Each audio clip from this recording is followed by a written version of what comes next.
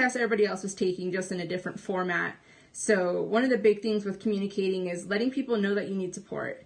Letting teachers, coaches, advisors, mentors, peers, let someone know if you're struggling, if you just need to talk to somebody. Like, you're your biggest advocate. If you need support, you need to rely on yourself to communicate that out. Another aha moment I have is time management. In my current role, I support a CEO, and one of the struggles I have is always being one step ahead of my CEO.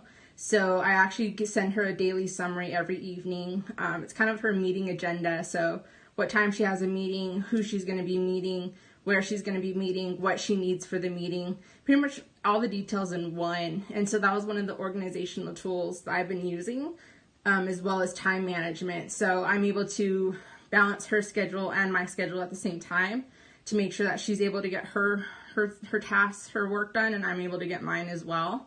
So those are kind of the two big aha moments I have. Again, if you're struggling right now, these opportunities that you're going through aren't going to define you as a person, as long as you're willing to change. So my biggest thing, again, is communicate out, talk to peers, talk to teachers, talk to mentors, let them know what's going on. If you need support, if you're struggling with your organization, if you're struggling with your time management, now's the time to learn it, because once you get into college or your career, you don't really have time to learn that. It's almost like you're expected to know it.